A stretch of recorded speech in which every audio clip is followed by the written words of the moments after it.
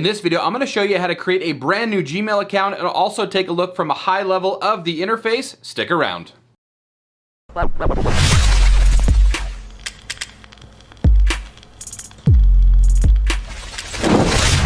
What's going on, everybody? Welcome back to another video. Today's going to be a pretty quick one. We're just going to go through the process of creating a brand new Gmail account, but also take a look at kind of a high-level overview of the interface. So things like how to compose an email, how to delete the email, how to forward the email, and just kind of take a glance at what the interface looks like. Now, for those of you that are new here, and if this is your first time here, welcome to the channel. Like how-tos, unboxings, tech tips, tutorials. Basically, anything tech related is what we do on this channel. So if that is anything up your alley, consider subscribing. We'd love to have you here at the Help Cloud community. With that being said, let's go ahead and just jump right in. Heading on over to the computer, you're gonna wanna open up your browser of choice. In today's video, I'm just gonna be using Google Chrome.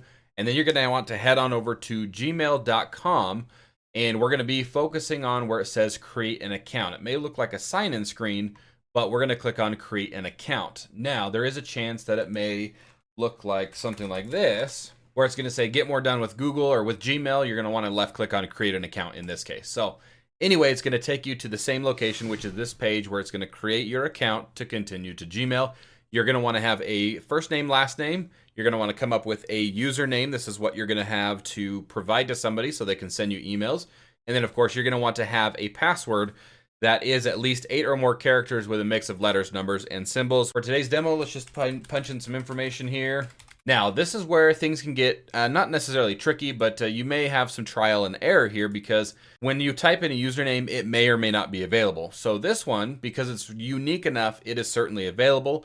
You can use letters, numbers, and periods to create this username, but if we were to change this over to, we'll just say jerry.smith2020, at Gmail, you can see that this username is taken and it wants us to choose a different one. So sometimes it'll pop up a suggestion underneath here, but most of the time those suggestions are something that you're probably not going to remember because it usually consists of a bunch of like just a few letters, so JS, and then a bunch of numbers after that. So I would encourage you just to go through and find something that you're going to remember, but also that is available. Once you've got your username taken care of, you're going to want to come on down to password and of course type in a password. Now, right now, because I'm typing through and this little I does not have a line through it, it's hiding the password, which is great if you're trying to create this at like a public library or something along those lines. You of course want to secure your password. Now, if it makes it easier and you're in the comfort of your own home or whatever, you can click the little I, which will put a line through it, and that'll show you the password that you did type in. So it kind of helps with being able to see what you typed. Once you've got that information in there, just tap on next. Once you've clicked on next, it's going to take you to this page where it's going to want you to put in a phone number. They are optional, and another recovery email address, also optional, but it's a good idea to have one or both in case you forget your password. There's a couple different ways that Google can use to verify who you are and make sure they get you a password reset sent. So in this case, I am going to do my phone number just because I know that's not going to change.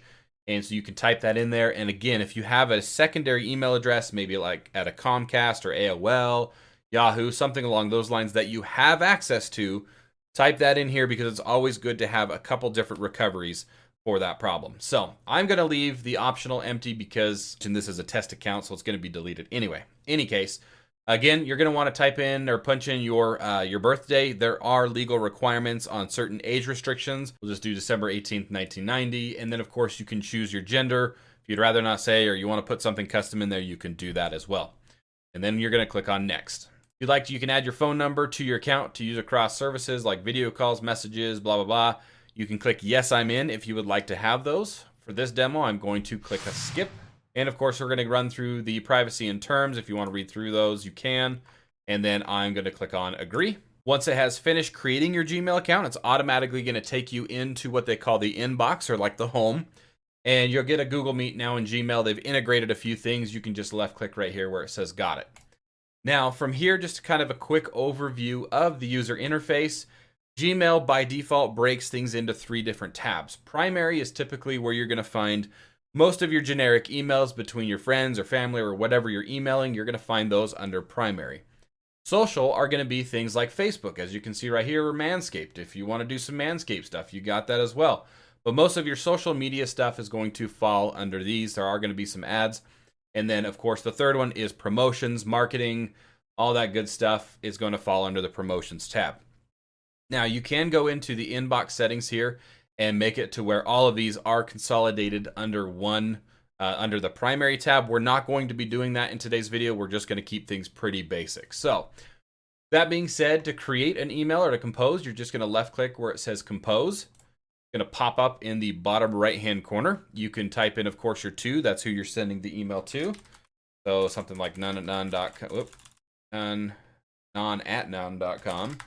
Subject, of course, everybody by now should know what the subject is of a Gmail. So we'll just say new email account.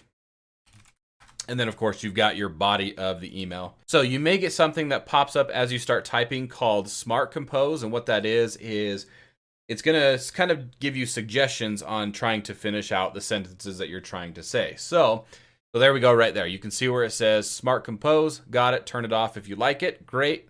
If you don't want it, you can click turn off right here to turn that off. But you can see where it says RU ? Is kind of in a gray format, and you can just hit tab to finish that off, or you can click on feedback to give it some extra feedback. So if we just hit tab, it finishes that sentence for you. Moving on, down here at the bottom, you've of course got your formatting options. You've got attaching files, insert links, insert emojis. These are where you're going to kind of spice up the email or add things, attach things to the email.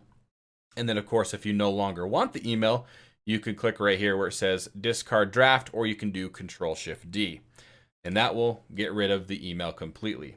But now what if you wanted to create an email and save it as a draft because maybe you're not quite done with it? All you need to do is click the little X right up here where it's going to say save and close. This is going to save the email as a draft, and then it's going to show up under the drafts on the left-hand side. You can click on that. You can see the email is right here. You just click it once again, and it's going to open it right back up in the bottom right-hand corner so you can continue editing where you left off. If you want to be able to like reply, or maybe you want to be able to forward an email, you're going to want to open the email that you're trying to either forward or reply to. So in this case, we'll just open the Google community, and you're going to want to scroll on down to the bottom where it says reply. Of course, if you click on reply, you're going to type in the message that you want to, and you're going to click send. And of course, it's going to reply to that person. If you want to forward it, maybe you've got like a funny email, or maybe you just need to forward an email to somebody, click on forward, type in who it is. So none@none.com. It's going to automatically put the email in there, of course, because it is a forward. And then you can click on send once again. Now, if you want to delete some emails, going back to the inbox, you can put a little checkbox, and then you're going to want to click on delete. And that's, of course, going to delete it, which they will stay in the trash can for 30 days. And then Gmail will automatically delete it. Or if it is a spam email, you can check the box and report it as spam. So that's just a quick overview on how to create a brand new Gmail account and use some of the basic tools under the user interface. And that's all there is to it. Very simple and easy to do. That is going to wrap it up for this week's video. Thank you guys all so much for watching. Of course, I hope you liked it and you got something out of it. If you did, be sure to like, share, and subscribe. Peace.